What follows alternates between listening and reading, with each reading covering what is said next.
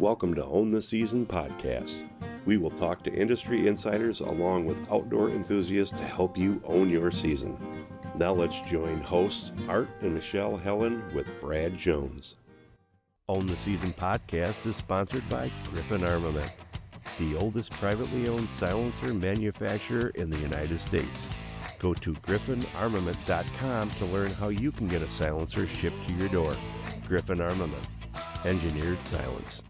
Hello and welcome to Own the Season podcast. I'm Michelle Helen along with Art Helen and Brad Jones.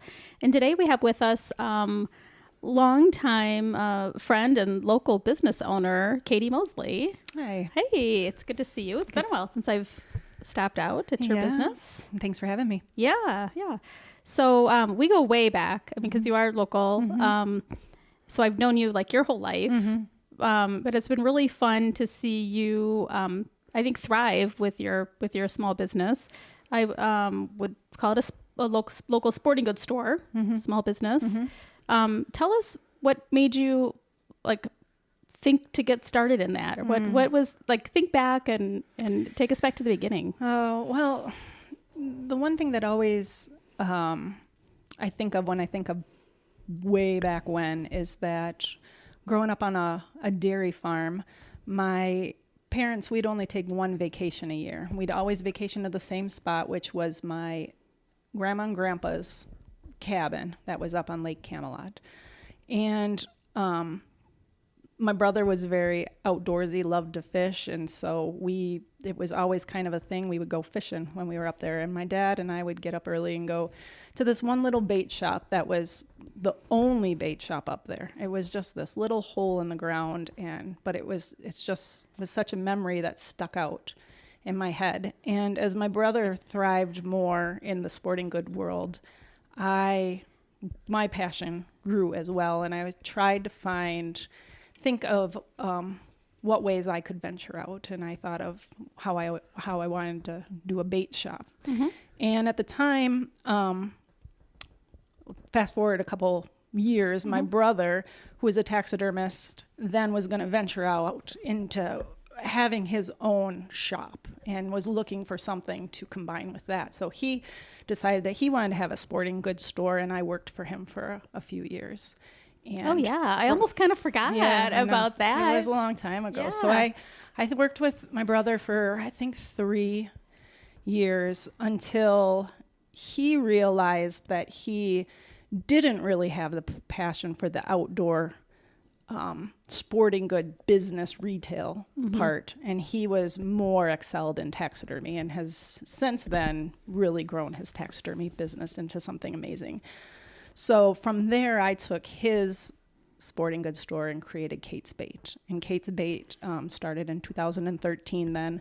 The building that he owned was not a very good location for a sporting goods store. You would have thought it was, but it wasn't. Well, yeah, it wouldn't seem like horrible. It's on one highway. It's on one of our highways. But it wouldn't stick out. It kind of sat down in a hole. He just didn't get a lot of foot traffic for where it was at. And so I kind of ventured out looking for vacant buildings, and I found a family that had a vacant building out by Governor Dodge State Park. And we've since then become very good friends, but in the beginning, we took a building that had sat vacant for so many years, was only used in the summertime as the mini mountain golf course back in the day when I was growing up, and only used in the summertime. When we moved out there, the Markline family was very good to me to let me do whatever I wanted, but we renovated it as much as we could on a very small budget because I started everything from scratch. We would even have to shut the water off in the wintertime and fill up these giant totes to flush the toilets and change the bait tanks and stuff. I think about where I started back in 2013, and it's just crazy to think about how far things have come since then. But so 2 miles outside of Dodgeville, north on 23, and just kind of outside of Governor Dodge State Park is where Kate's Bait is now. Yeah. Wow. That's been, and that it's been that long. Yeah. And in some ways it seems like it's always been there, like when you say like, oh, is the mini golf? Yeah, I remember that, but it's become kind of a mainstay now. And I'd even forgotten about, the other store that your brother had down there at the roundabout. Yeah. So what now are your, like your biggest seller, or what's your biggest like category or segment of business these days? So I have learned over the years that I really excel at ice fishing. Okay. I have tried every aspect of making things take off at the store. But I've learned that, in the summertime I have a lot of competition. Every gas station sells bait. Walmart and Farm and Fleet aren't that far away. They carry sporting goods. But in the wintertime, nobody does. So I really excel at ice fishing. Okay. I used to, back in the day, have a pretty good deer hunting business. But that was when we had registration stations, and the DNR would contract us to register the deer. Back then, which was only a handful of years while I was out there before they quit that. But then we had the testing. Yeah, I still do the testing. testing. Came in for testing, and I still do that. And I think back, and I started doing that in 2008. So it's been a long time since I've been doing CWD sampling. But back when there used to be a registration station, all of the sportsmen, I remember the first few years, they would line their trucks up, in my parking lot and show off their deer, and we'd take pictures, and it was just such a big deal. And it's not like that anymore. So the deer hunting season is very minimal for me, along with kind of the spring season. Turkey, we used to register turkeys there, but you don't do that anymore. So those seasons kind of faded out for me. And now I do ice fishing, a very good ice fishing business. And then in the summer, I have geared towards the campers, and I have an ice cream shop. Yeah. Everybody loves ice cream in the summer. Everybody loves ice cream, that's for sure. Yeah. It's, now I'm thinking way back. Did your brother actually start in the basement of his house selling sporting goods stuff, or was that just taxidermy? His taxidermy originally started in my dad's garage, and that was just taxidermy.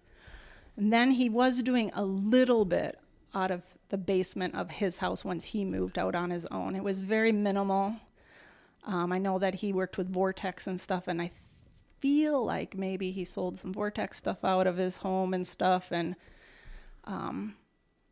just really thought, sporting goods was, or a sporting goods store was a way to venture out, but he was much better taxidermist. And he is. I mean, he's world champion. Yeah. So he's very good, and hoping to get him on here someday. But, and you and I have had this conversation and different things. Owning a small business and running that small business are very difficult, because I think people, how do I say this right? Everybody has an opinion. Everybody thinks they know what you need in that store. And, like you said, we have Walmart, we have Farm and Fleet. We've got some other stores around. Unfortunately, there's some good things. It's a one-stop shop at those, but the things that you get at a local sporting goods store or mom and pop shop, as they call them, you're not going to get at those others. And you do your research when you're buying that stuff. So it's the knowledge. It is that you're knowledge getting. you're getting, especially now, and I see it as ice fishing is coming up, and I'm not a big ice fisherman. I used to, but I don't anymore. And You get me a couple feet of ice out there, and my fat butt might venture out there. But, I hear the cracking and everything else. I'm like, yeah, no. But you look at that, that's something, and it's in the summer too with your campers, but also with fishing, is I know you do your lake reports on, what fish are doing, what's biting, how much ice is out there, these things. That's not the knowledge you're going to get from those other stores. Right.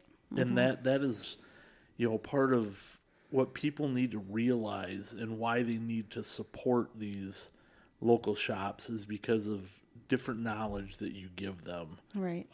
With that. And I'm sure that you probably look at your bait selections, your lure selections, even some of the hunting stuff, that you tailor for this area and for what people are doing. I'm sure that's, kind of absolutely over the years. I mean, you have to know, and I've grown a lot over the years. I've, went through the mistakes of ordering the wrong things or, not doing my research on products, but you have to, I think that is why you go to the mom and pop shop, is because, I know what's kind of happening in our area, the new products that are working. One thing that sticks out in my mind is in the summertime, I get a lot of campers and a lot of repeat campers, and a lot of them will bring their kids in, and they have no knowledge of fishing. And so I will actually set up their pole for them. We'll go out in the parking lot. We'll cast a few times with a giant bobber on it so that they can hone in on some accuracy and not hurting themselves and that kind of stuff you don't get from a big box store. And I feel a lot of people forget why some of these small businesses are so important. And once some of them are gone, they're gone. Yeah, it's a very, very tough business to be in. I notice over the years that, a lot of the younger generation isn't doing a lot of the outdoor sports. So that's, something to think about, so as some of these older gentlemen and women pass away, they don't have anyone that they're passing on these skills to. And they're very important skills. I mean, everybody should know how to catch their own food and fillet it up or hunt a deer and cut it up. I mean, I think in, the recent, government funding kind of showed, lapse kind of showed what happens when there's dependency on others for your food. Absolutely. Like what a scary place to be to not be able to be independent in providing food for yourself and your family, whether that's, hunting, fishing, gathering, gardening, but to rely on a grocery store, and rely on others to provide that for you, so, definitely those, programs like the Learn to Hunt programs. There's a lot of field to table, kind of programs out there. Yep. Learn to fish. Yes. There's all those things like that. You also had to do some little contest, like you do your derby, your ice fishing derby. Yep, right? That's a big one. That's a big one. And that draws people from out of state, which I'm super proud of that it got to be that big. That's awesome. Then we also do like the big turkey contest. We haven't been doing a deer hunting contest for a number of years now, just because I'm more concentrated on doing the sampling for the CWD, and I don't have as much just general business. So I haven't been doing that. And then I help with some Learn to Fishes events in the summertime. Yeah. And I think, I know there's Learn to Fish events. Is there a Learn to Ice Fish one? Do they do one of those over at Blackhawk? They do. They do that at the Blackhawk Fishery. Yeah. They have a Learn to Fish out there. I think, there are resources out there to get the young generation into the sporting goods or the sportsman world, but we gotta help that along. Yeah, help get them involved. Yeah, and I think and most people that are in a field of outdoorsmanship, whatever it might be, whether it's fishing, hunting, or a specific species or what have you, probably know what those resources are and what's around in the local or regional area, and they can just ask. Like people can ask me in Art. People can ask you when they step out at the store. Yep. To get pointed in that direction, because they might see the big buck contest, the turkey contest, the derby, but gee, that sounds like fun, but I don't know anything about ice fishing, and then Katie can say, well, there's an ice fishing, learn to ice fish, right? Absolutely. That they have over here. And that's another nice thing about these mom and pop shops is like this time of year, and particularly just because it's fresh on my mind, ice fishing, the start of the ice fishing season, is it can be tricky, as the ice isn't the same at every body of water, but you rely on bait shops to be able to call in and ask reports and this and that. I mean, you get a lot of help from your local sporting goods store. In a lot of ways, I can point people in the direction of when the hunter safety courses are, and just all sorts of things, and that gets lost when people forget about supporting your small businesses, right? Versus, I mean, I'm guilty of it too. Amazon is so easy to go on and have something shipped to your door in 2 days or less. I am absolutely guilty of that, but sometimes you got to remember, I maybe should pay $1 more and stop at the local store so that we don't lose that. Right. Because like I said, once they're gone, they're gone. Right. And that's what we're, if there's a cost difference and it's a little more expensive, what we're paying for is that knowledge and expertise. Right. You're not going to get that at the big box stores. Right. And, I feel like my business supports the community too. We during deer hunting, if a hunter doesn't want a deer, there's not a lot of local donation stations anymore. So I compile a list of names of area families that would love to have a deer and process it themselves, whether they're taking it somewhere or doing it themselves. They don't have the time or the means or knowledge of getting out there and hunting themselves. So I have hunters who will go out and fill other people's freezers with their tags, and so that's like a service. There's so many services these small businesses provide, and sometimes you don't even realize that they are providing those services. So that $1 or so more really doesn't really matter. Well, and that's one thing I wanted to bring up. There's actually a couple things here, but the first is you do have to sometimes pay a little more. And people, I've been in the industry for a long time. And so I understand how this industry works. I understand how the buying works through buy groups, through different things. I don't think a lot of people realize and understand that, the more that, they buy, like Walmarts and stuff, they get better pricing on this stuff. Whereas a small mom and pop shop, you don't get those same prices. So you have to pay a little more up front. And they don't understand, well, why can't I buy it? I can get it at Walmart for this. Why can't I get it here? Well, first off, they're charging you a little more. Second, your overhead, everything else is a little more. But again, if you don't pay that, you're going to lose a lot of, that local information, that, face-to-face. There's so much that comes with that mom and pop shop that people don't realize, and why you have to pay that. Also, I'm sure that you work, and you can clarify this, I'm sure you work with a lot of distributors. So if you don't have that in there, It's like people are like, oh, I'm going to go, online and order. I'll go here. They can also do that through you. Right. They can. And it's a little trickier these days than it was earlier. One thing is that, I have to have so much of an order to be able to process it. So it's not as easy these days to like order one thing, but I can find something for somebody, put it on the next order, and accommodate them that way.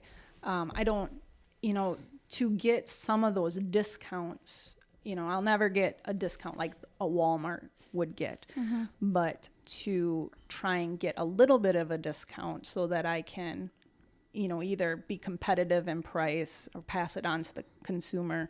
I always buy and pay for a season ahead. Like I had to place my summer order in September every year so that I can get certain prices, certain terms. So,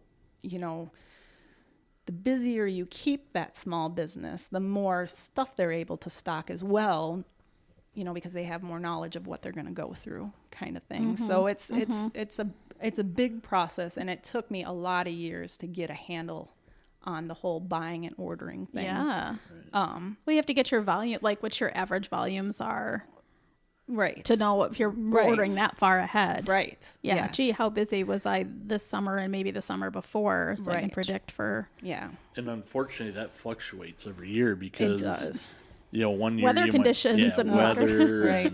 and all that. you Late can't springs, predict. early springs. There's so much stuff. But the other thing is again, you compared to that Farm and Fleet or Walmart. Let's say somebody wants a special muskie rod or a walleye rod, something, because Twin Valley's got some great muskies in it. So, there's some great walleyes. What do they want to fish for? A lot of people don't understand that if they go into Walmart or Farm and Fleet, they look at a fishing rod and they go, oh, it says that I've got X amount of weight, for this line. They just buy that rod. They don't understand. Right. And the people there working don't understand. likely don't have the knowledge Right. to help. Right. Where you would. Right. And you can say, no, this is better for bait casting, or this is better, as spin casting. This for your, muskies, are you going to be, trolling? Are you going to be throwing? What are you going to do? Right. And how often? Like, how much do you want to spend? Yeah. Is this something that you're, gonna do on occasion, or are you thinking you're gonna be doing this regularly and maybe want to invest a little more? Absolutely. So we a couple. I have a funny story about how not knowledgeable box stores can be. Well, one, just in general, we've seen it in the archery sections of some big box stores, and how manufacturers have actually revised their packaging to kind of be idiot proof for both the employees and maybe the consumers when it comes to broadheads. It can be the same. It's the exact same broadhead, and it might be in packaging that says crossbow, and packaging that doesn't say crossbow. Oh, sure. Yeah. But it's the exact same broadhead. Yep.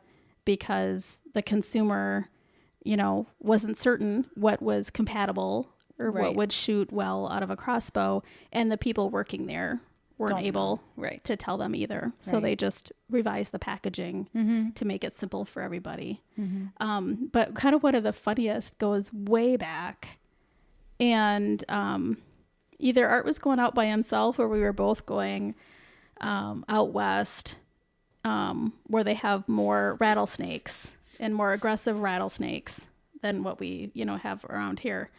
And went to a big box store looking for snake chaps. And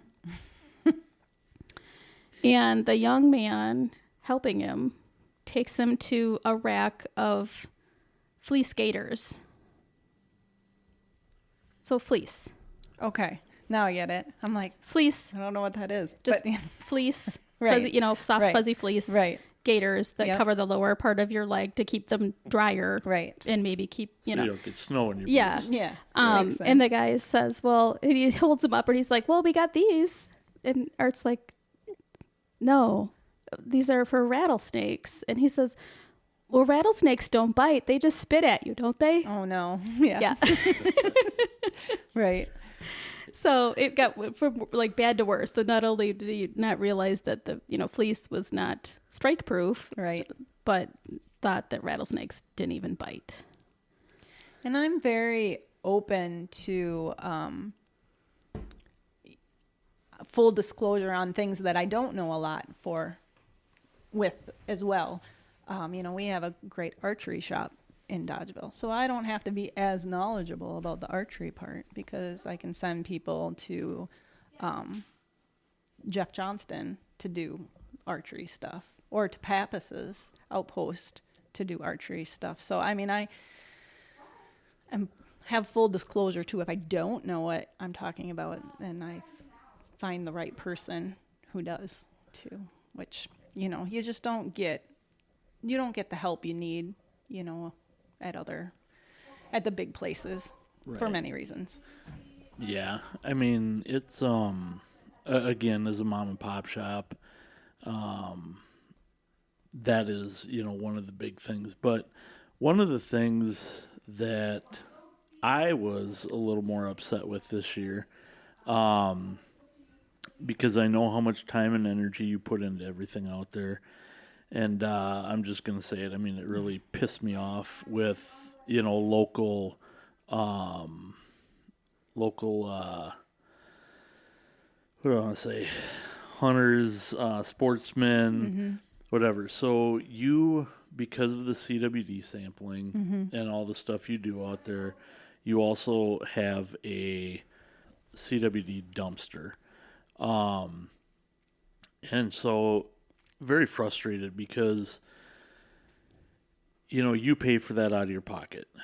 I do have some help from the DNR, but But I do pay for yeah, out of my pocket. I know how much help that is. So, you know, I was going to say they need help counting deer numbers in the state. So,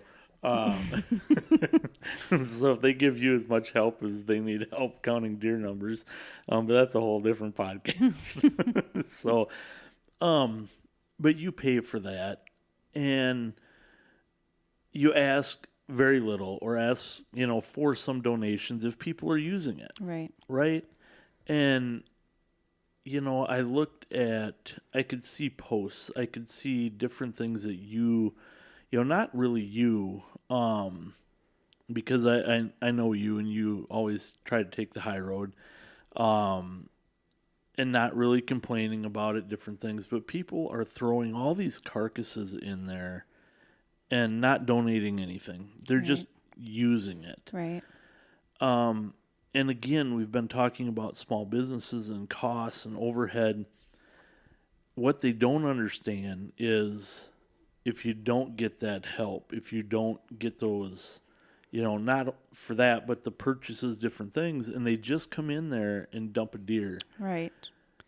There's no other support. Right. Right. They're going to lose that too. And then they aren't going to have any place to dump those deer. Right. So, show a little support, not only for the business itself, but if they're donating stuff or call it, we're going to put this out here.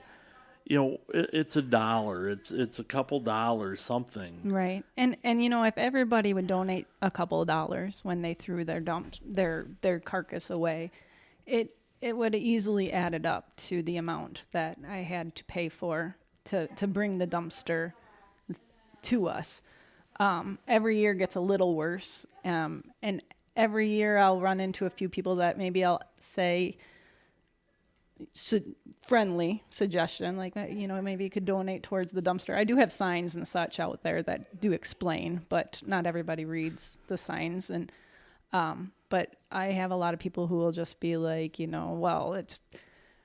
don't need to donate things to the DNR. And some people have to remember that it's not, I'm my own business. I may do some things with the DNR as far as being subcontracted by them in terms of like offering my service for assisted CWD sampling or providing a dumpster to the community, you know, but I do not work for the DNR. And I, you know, even I sell DNR licenses, you know, at the store, and I am happy to do that for anybody. But, you know, we provide our own paper, we provide the printer, ink, and all of that stuff. So, you know, people don't realize what a little extra support, whether it's buying, you know, a soda or doing your lure shopping there or throwing a donation in the deer carcass dumpster donation box, you know, how much that helps out a small business. Because, you know, little by little, some of this stuff will get taken away. And it's solely because, you know, me as a business person, I can only do things that are going to make the business thrive or cash flow, you know. And I don't get a lot of deer hunting business anymore at the shop. And that's completely fine. But, you know, then you have to ask for some of the community support as well to help out with that if they want to keep that there. Now, for the deer hunting stuff, though, can you, like, for myself, I shoot a 270 short mag. Mm-hmm. I shoot special shells out of that short mag. Can you order that stuff? Because I know Walmart doesn't carry, you know, they're going to carry, and the same with Farm and Fleet, they're just going to carry your normal, you know, least expensive usually stuff. Right. Where, you know, when I start looking at shells, because of, you know, the way I want my rifles to perform, different things, and I don't have time to reload. So when I look at it, most people think I'm crazy. It's just that's the way things are today. Is, you know, it's $90, $100 for a box of shells. So if I wanted to, I can just order those. Hopefully through you or ask. So that's a tricky thing too, and this is why it's important to always support your local small businesses with things. Is ammo in particular is you are allocated. It's all about the volume you ordered the past year. So if nobody's ordering any ammo from you and you're not ordering it, you get put down at the bottom of the list. So when you want certain ammo, you may be way down at the bottom of the list to get that ammo. But if you continually support your small businesses, you know, your small sporting goods store, then you're ordering more the year prior, so you're higher on the list kind of thing. So I've had years where I had no problem getting ammo. Right now, I'm having a little harder time getting ammo, but that's all it is that I'm lower on the list right now because I'm not ordering enough the year prior. They kind of prioritize. Right. And when there was the whole shortage of ammo that went on, I mean, you saw how, you know, Farm and Fleet would get X amount of boxes and nobody else would get it. But that's because it's all solely on, you know, your volume that you sell and order to where you are on these lists. But that's not to say that there aren't things that I can't get, but that we run into that sometimes when ordering. Well, and the other thing that, you know, is coming to mind is, you know, some people, they want to, like, we'll take Vortex, for instance. They want just a Diamondback scope or a Crossfire scope. That's a, you know, couple $100 item. Now, then there's others that don't want that. They want the Razor. You're not going to find a Razor at a Walmart or a Farm and Fleet. Probably not sitting on a shelf anywhere because you don't want to have maybe that much tied up in an inventory item sitting there. But Vortex, for instance, is great with ordering. You know, you need something. I need something for a customer. I can call them up and I can have it pretty much the next day for the customer. So there are some companies that are wonderful to work with, and Vortex is another kind of local company, so I have a good relationship with them. But yeah, there are definitely tricky situations. The ammo is a trickier situation, but not all product is like that. But you are able to get, on the hunting end, because I know there's so much tailored to the fishing. On the hunting end of stuff, you can get, you are an FFL dealer. I am, yes. Correct. So you can get guns. I can. Ammo when there's not a shortage or whatever. Optics, different. So you can get stuff for people if they want that. Yep, absolutely. I think that's a key takeaway, like with any small business, like sporting goods store, potentially other small businesses. Like, it doesn't hurt to ask. Right. Like, that's the key takeaway here. Right. Like, ask first. And I feel I'm no different than let you other know. Places. Right. You need to support everywhere, in their own way. So when I talk about myself and how the support that I need, every small business needs the same support in one way or another, however it tailors to them. Yeah, and that's, like I said, it's the inventory, and that's part of the problem is I think a lot of people don't realize that, and they show up and they go, oh, I just, went out to Kate's, but she didn't have this. But, well, maybe, Farm and Fleet doesn't. Maybe, Walmart doesn't. But they're going to check everywhere when, in reality, they could have just said, hey, can you get this for me? How long is it going to take? Right. Instead of running around and the time and money spent checking multiple places. Absolutely. Right. Right. Absolutely. So you have to, like you said, support that, because that inventory, you can't have everything due to the costs. Because, and space. Right, and space. And because, you look at what you have out there other than the knowledge. So what, you've got firewood. My husband does an awesome job splitting firewood in the wintertime and stores it inside. So we sell firewood all summer long to the campers. I do have a crazy amount of fishing supplies in there in that store.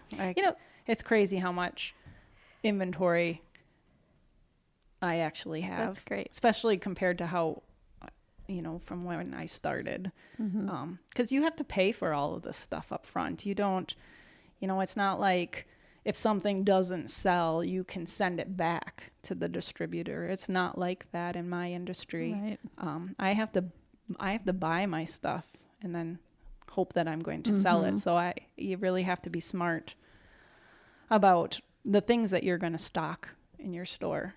And I've made I've made mistakes over the years, and I have a very supportive husband who put some of his dreams on hold for a while to help get me started with things, because it's not an easy task to own a sporting goods store by any means. You have to be prepared to work all the time and work holidays and miss some of your kids' events. My son's going to be 21 this month. Oh, wow. Yeah, and I remember a lot of missed programs and stuff like that now you think, why didn't I just go to those? Why did I just close the store? Right. You try to stay committed to your community, as best that you can. And then I hope that they support you back. Well, and that's the other thing is, a lot of people don't realize that all those hours, and they're like, well, why don't you just hire somebody? Well, you can't. You can't afford it because you have all your money tied up in everything else. Inventory, yeah, absolutely. And it's not easy being self-employed. No. I've done it pretty much my whole life, Right. and there's advantages and there's disadvantages. some days I'm like, man, I should have been a Walmart greeter. Right? I think we all have thought of that numerous times in our life. I would not have been a good Walmart greeter. Yeah. Yeah, that is not the job for you. Katie, do you think that you, either now or at least even in the earlier years, did you experience any particular challenges because you're a woman? Oh, absolutely. I even have a sign hanging up that if you think that I look like a woman that's going to take your crap, you can just leave. Well, I know you better than that. Oh, yeah. They'll learn that real quick. Yeah. Yeah. And I have a lot of people too, who, if my husband is there, who is also knowledgeable about a lot of stuff, they don't even want to talk to me. And they'll go directly to him and talk to him, and he'll be like, I'm not the person to talk to, just because he knows that that's what's happening. Yeah. Yeah. You're not alone. He knows when I'm calling on him for, his advice, or when he needs to be like, look, dude, you need to think about who you're talking to. Is there any particular instance that stands out as being like particularly ridiculous or funny? You don't have to use names. No, on the spot, I can honestly say that there was a lot of them in my earlier years. And it's probably because, I developed a much tougher skin as the years went on.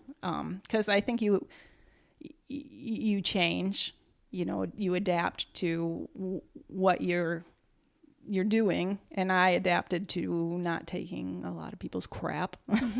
But there was probably too many to list. But I mean, one stands out because there were so many. The big one that stands, is just the general that they will, go straight to my husband and start talking to him if he's sitting there versus wanting to talk to me. And if I have had where, he will direct them to ask me, and they'll still kind of talk to him, and I'll respond, and they will completely look at him the whole time I'm talking, kind of thing. Like they don't even want to recognize that I'm the one that is telling them things, and that's fine. You know what? You want to be like that? That's absolutely fine. I can take it. But there's a lot of women out there that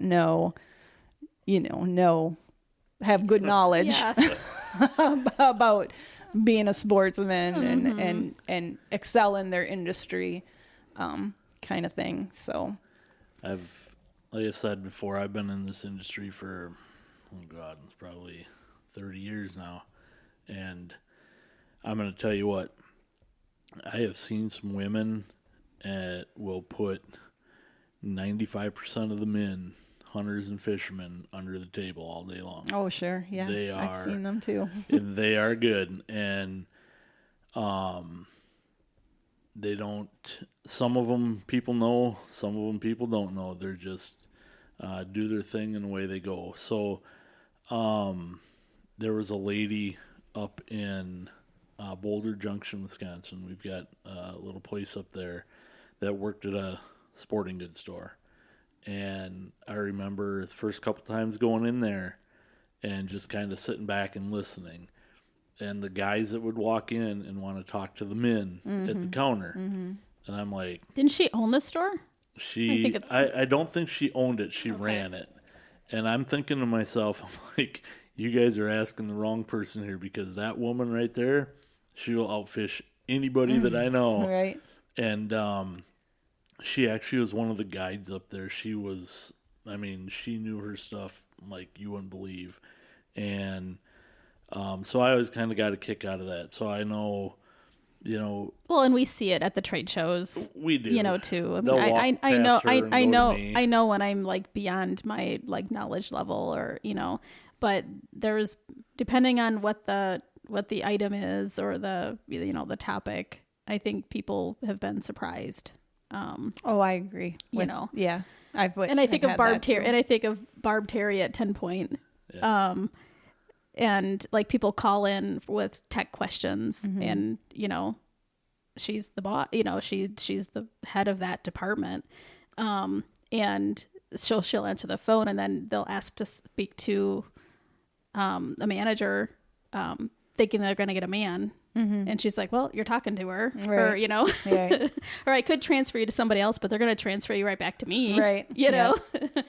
So, what would be, a word of advice to not only a woman getting, started in a sporting goods world or an outdoor business, or anybody that's just getting started, you know, male or female? What would be your best advice? Goodness, my best advice. Like I said, it is a very hard industry to get started in. And mainly that is because, you know, they talk about how when you start a business, you are going to not turn a profit for like 3 to 5 years. And for me, it was probably like 7. And some of that was my own mistakes as I learn.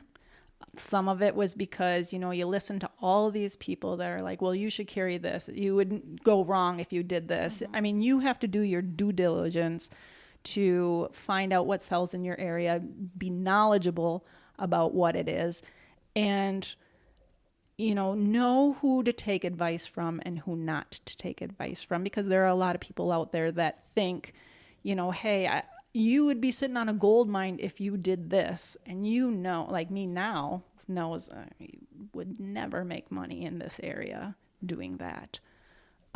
So know what you're getting into. Be prepared to put your time in before you start making any type of profit. And you know, my shop by all means is not, you know, turning a huge profit. I pay the bills. I have a little bit to pay myself. The reason why my shop works is because we also have that septic pumping business that my husband owns, and I operate that office out of the sporting goods store as well. So I am always on double duty while I am there. So you have to, and that's just, you know, that's what I have to do to make that business work, because it's, you know, what people will think because you're self-employed, you are, you know, rich, or you're sitting on a gold mine, or, you know, you are your own boss, you just have it made in the shade kind of thing. And it's very much not like that. So anyone getting into the industry, just do your research on your area. It's very important to do your research on your area to know what you're getting yourself into. And I mean, it has its goods and its bads, definitely being self-employed.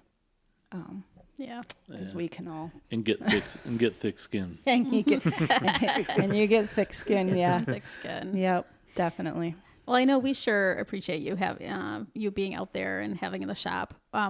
What, in summary, like, tell the listeners what we all can do to support local businesses like sporting goods stores. Sure. Like, I mean, the most important thing is to you know, maybe put down the phone from using the Amazon or going into the big box stores, and know that when you are going into these small businesses, you are paying for that knowledge. And, you know, not all the time are small business prices greater than, you know, the big box stores. Like right now I have float suits that are on sale that are way cheaper than you can buy at like any farm and fleet.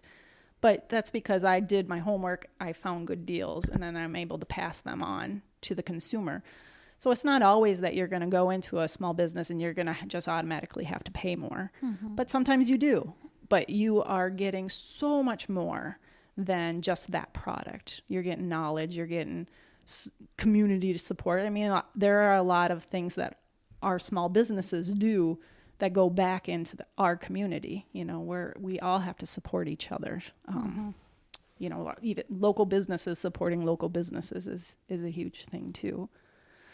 So it's if you want to keep some of these traditions going, and have some of these small businesses in the area, then you have to do your part to stop in there, at least see what they have, buy a soda, if anything, you know. So Katie, where can people find you? Sure. both physically and like how can they reach you? So I am located at 3916 State Road 23, which is just 2 miles north of Dodgeville or 1 mile south of the Governor Dodge State Park entrance. You can find me on Facebook, Kate's Bait and Sporting Goods, and I also have a website, www.katesbaitdodgeville.com, where I do have all my events listed. I always keep updated with my hours, and you knew this year because I have found that I can't be open all the time and make things work. So what I have implemented this year, besides my 24-hour live bait vending machine, which is always available with crappie minnows and worms, I also have an online store now where you can order items to be picked up in a locker after business hours. So you can check that out on my website as well.